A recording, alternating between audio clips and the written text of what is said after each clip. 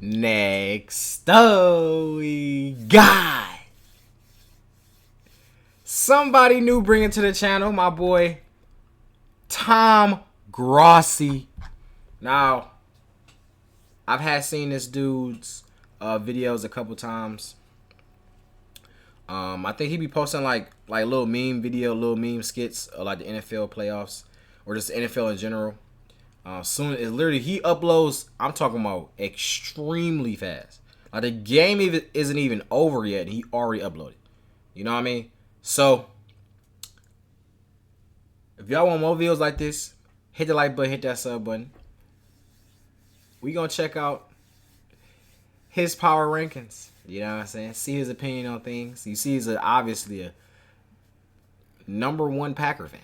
Okay, #1. So hey, let's just have it.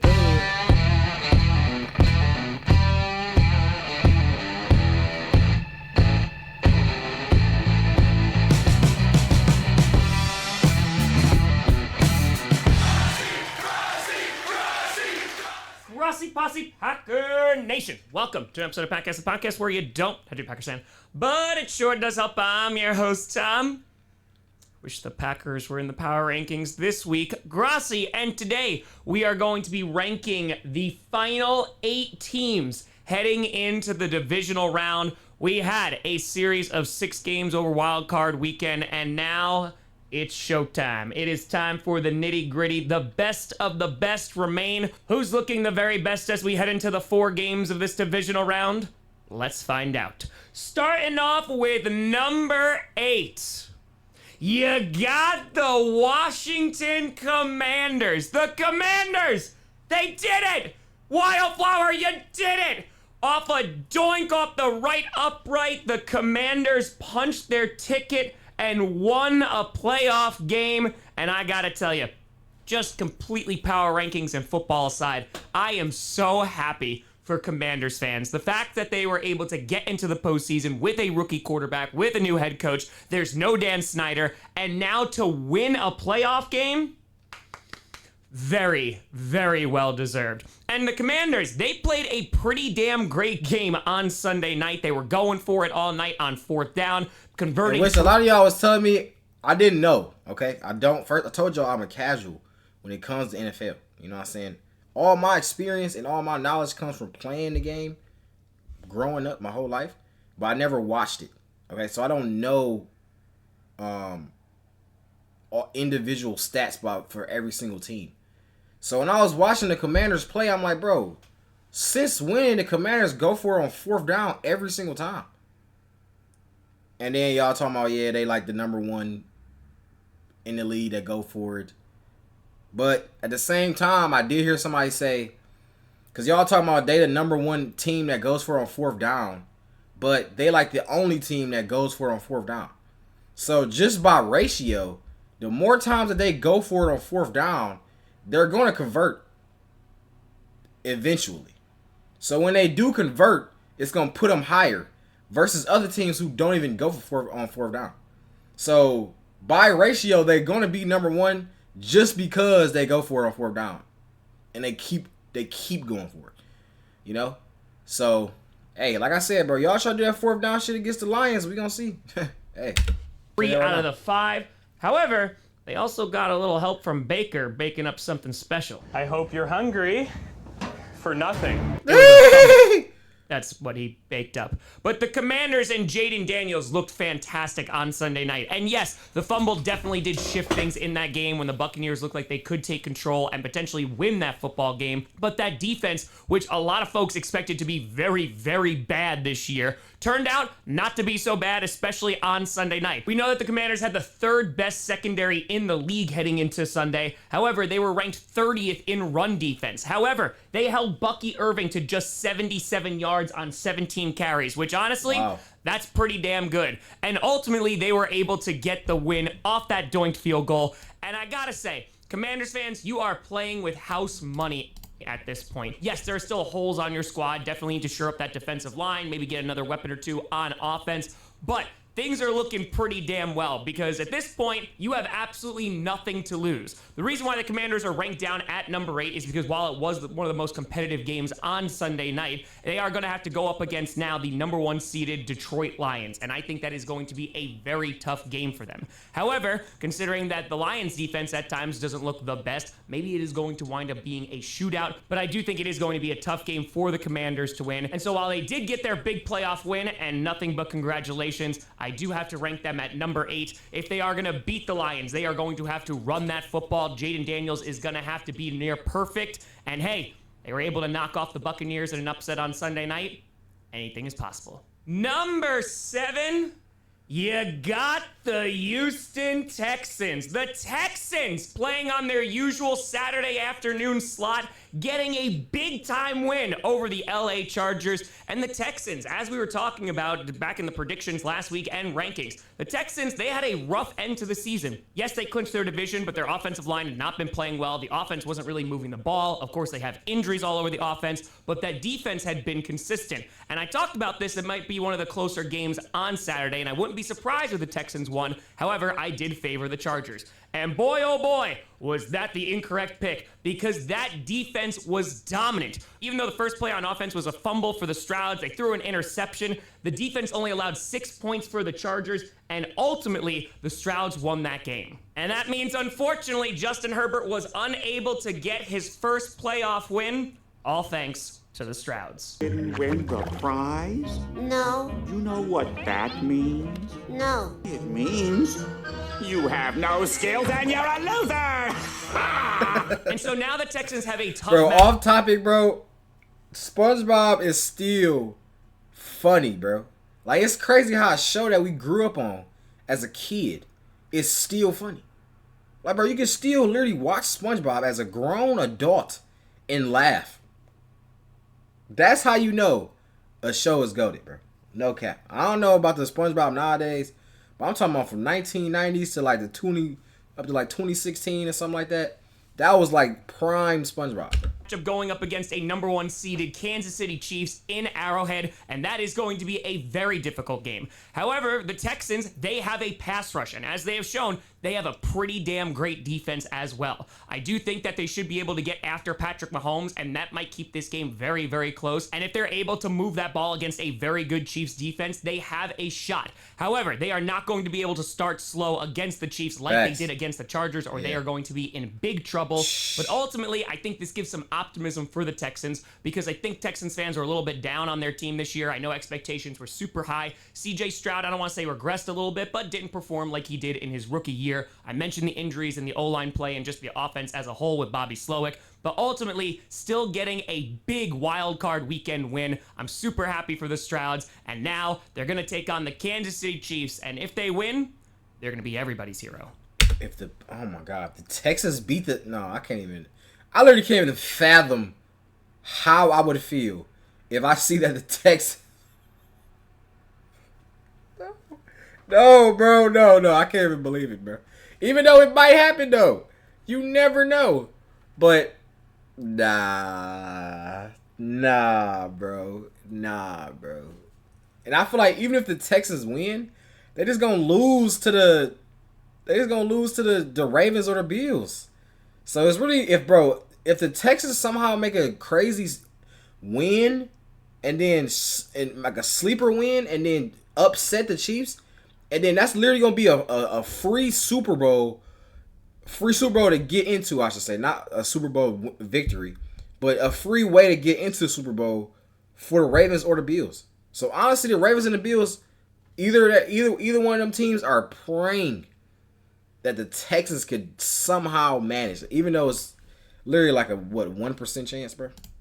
Number 6, you got the LA Rams. Ooh, an emotional night for LA on Monday night. Of course, having to play in Arizona due to the wildfires that are going on in California right now. It was chock full of emotion before the opening kickoff, and oh boy, the Rams kept that emotion going the entire game, sacking Sam Darnold 9 times. 9 and holding the Vikings to 9 points. That's a 14-win team that now the Rams have beaten twice. And the Rams heading into the postseason, we were kind of just wondering what we were going to get because they have been a streaky team. They can go toe-to-toe with Josh Allen and knock him off after getting 6 touchdowns, or they don't score any touchdowns against the San Francisco 49ers. But on Monday night, we saw a dominant Rams team. Stafford was moving the ball pretty damn well. We talk about that defensive line was absolutely incredible. Jared Verse has had a sensational rookie season. And honestly, by the way that they were playing, I guess they heard Dan Campbell saying they were going to see the Vikings in 2 weeks. You sure about that? You sure about that? You sure about that? Not so much, but the Rams deserve a ton of credit. They're going to be going and facing the Philadelphia Eagles, which will be a very tough game on the road in Philadelphia. And for the Rams, if their defense can play like they did on Monday night, oh boy, that could be a close game. I think they're going to have more of a challenge going up against a much better offensive line that Philadelphia has, but I think Sean McVay and the Rams deserve a ton of credit knocking off the Minnesota Vikings, especially with the change of venue, not playing at home, and there were a ton of Vikings fans in the crowd, and ultimately, that defense dominated the front of the Minnesota Vikings, and so because of that, they are moving forward with one of the most dominant wins of the weekend, and because of that, they are at number 6. Number 5... you got the Philadelphia Eagles. The Eagles. Oh boy, that game was close for a hot second. Unfortunately, because then it just broke my heart even more at the end. But getting a big-time win over the Green Bay Packers, doing what the Dallas Cowboys could not last year during the wild card round. And ultimately, Saquon Barkley was the best player on that offense. A.J. Brown was held to only 1 catch, but he had a self-help book to keep him busy. I did see that. I ain't gonna lie, bro. Bro really got the nerve. Bro really got the nerve to read a book and he only got 1 reception. My nigga, what the fuck is you reading, my nigga? The wide receiver manual? What's up? He really got the nerve, bro. He really got the nerve. Story of this game is going to be the defense. The defense forcing 4 turnovers against the Packers, 3 interceptions on Jordan Love, and of course, that opening kickoff fumble, which...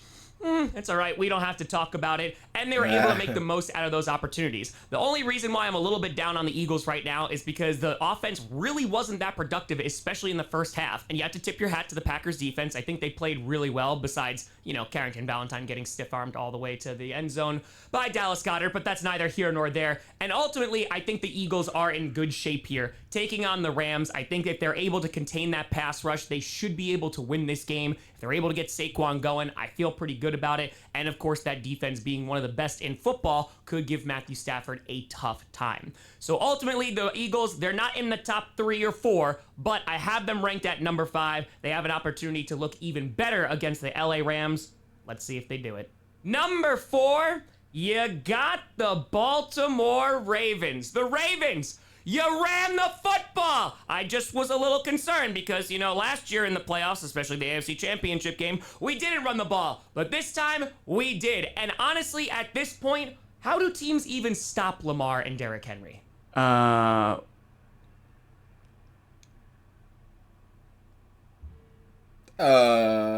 They don't. Both players looking fantastic against the Pittsburgh Steelers, and while the Steelers were able to come back a little bit in that game and make it somewhat interesting, the Ravens were never really in any danger of blowing that lead. And for the Ravens, I think they have all this momentum behind them, obviously getting this big home win. The question is, can they show up 3 times in a row? Because it's been that consistency that has gotten them in trouble previously in the playoffs. They were the best team in the AFC last year. They got the number 1 seed. They had to play 2 games. They beat the Texans in the divisional round, and then they blew it against the Chiefs in the championship game. Now they are going to have a very tough matchup going against the Buffalo Bills. Of course, the Ravens did beat the Bills earlier this year. However, the Bills were pretty decimated in terms of injury. So I think it's going to be a much closer game this time. And as for the defense, things have definitely been looking up for Baltimore. We talk about that defensive front and their ability to stop the run, which is really good, and they're going to need that against Buffalo. The only potential problem could be that secondary, which has been playing much better, but you do have to worry about Josh Allen because we know he can spread the ball way down the field. But ultimately, the Ravens are coming in at number 4, knocking off a division rival. There's always a little bit of nerves within the AFC North because you never know what teams you're going to get in any particular game. But the Ravens get a big-time win. Now they have a primetime game against the Buffalo Bills, and they can settle who the real MVP is. Number 3, you got the Buffalo Bills. The Bills, with one of the most dominant wins of the weekend, they were able to destroy the Denver Broncos, at least in the second half of that game, because it was definitely close in the first half. And the Broncos, listen, they had a great touchdown to start that game, and then that was it. Lisa, I want some more. Literally only allowing 7 points on the Wait, first. what movie is this? I feel like I've seen this movie. Is this Harry Potter? No, it's not Harry Potter. It might be though, because I remember seeing like these tables. I never watched Harry Potter.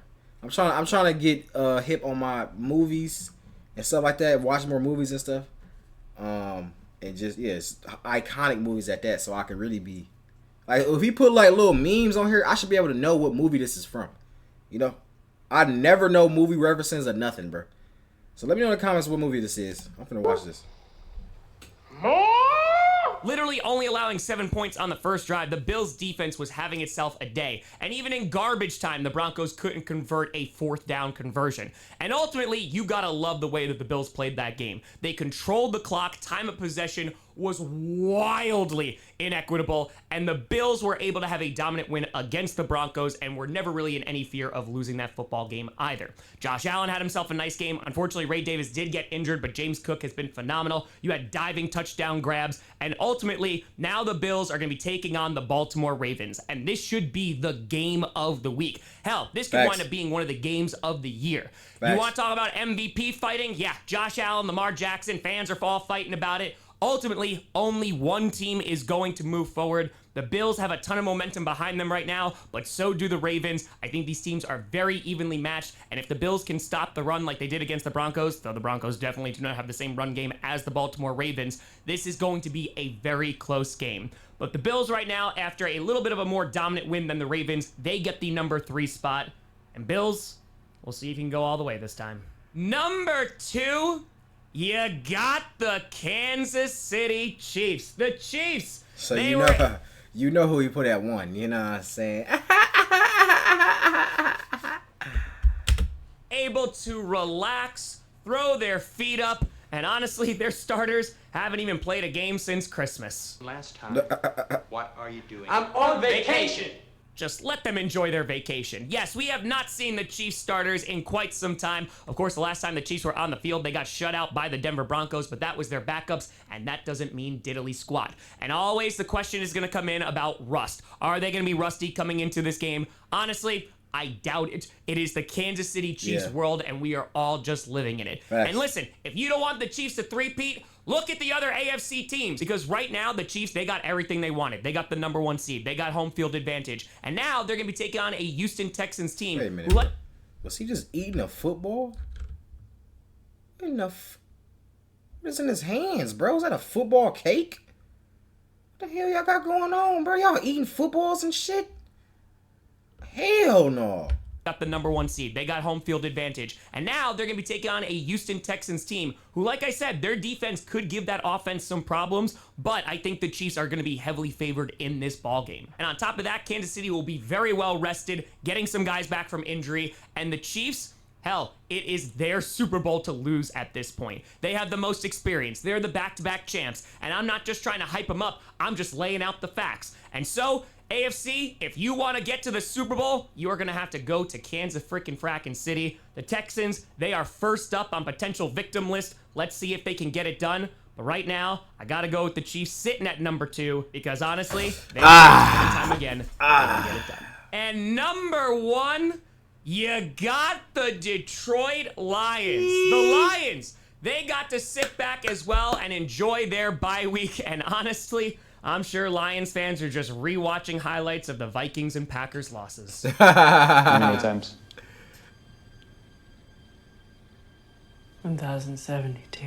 We start off with 3 teams from the NFC North in the postseason, and now we're down to 1. And the Lions got to be feeling pretty damn good. Not only did they give Sam Darnold and the Vikings the Honolulu Flu Part 2, but they really gave a blueprint on how to beat Sam Darnold. And it turns out you just have to have a pass rush. Imagine the Packers had one, but ultimately the Lions, talking about getting guys back from injury like we were talking about with Kansas City, they are going to be getting a bunch of help back as well. David Montgomery is expected to play in the divisional round, which will be a huge boost from them. We're still waiting to see if they're going to get some defenders back as well, but the Lions are in great shape. They're going to be taking on the Washington Commanders, who are coming to Ford Field, and as I mentioned with the Commanders, I think they're going to be a fun team, and this should be a really fun game. It could wind up being a shootout. However, with Montgomery back and Gibbs, I don't know how that run defense of the Commanders is going to fare, and I imagine not too good. But ultimately, the Lions have it all in front of them. If they wind up winning this game, they will host the NFC Championship game, not having to go on the road like they did last year. And so, Lions fans, you are 2 games away from the Super Bowl. Can you get it done? You're getting healthy at the right time. And now, all there's left to do is try and finish it. Let's see what happens. And so just to recap, at number 1, you got the Lions, 2 Chiefs, 3 Bills, 4 Ravens, 5 Eagles, 6 Rams, 7 Texans, and 8 Commanders. But let me know what you think down in the comments below. Who should be higher or lower on these rankings? Let me know. You guys saw me at TomGrossiComedy.com or at TomGrossi.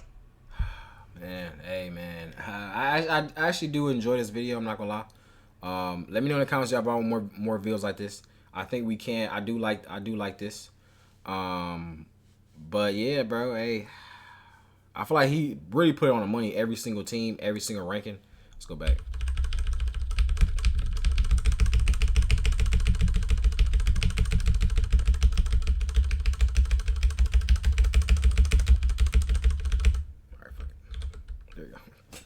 Anyways, yeah, this is yeah, and it's crazy. The Lions is even at the top right now. Like what? We're over the Chiefs. We're over the Chiefs, bro. This is crazy, bro. Hey man, we gotta see this second round. This second round. Ooh, this second round. This second round gonna be a lot, bro. This is gonna be a lot of emotions. A lot of teams talking crazy right now, you know. So we gonna see, bro. Let me know in the comments what y'all feel. Do y'all agree with this? I love y'all. We got.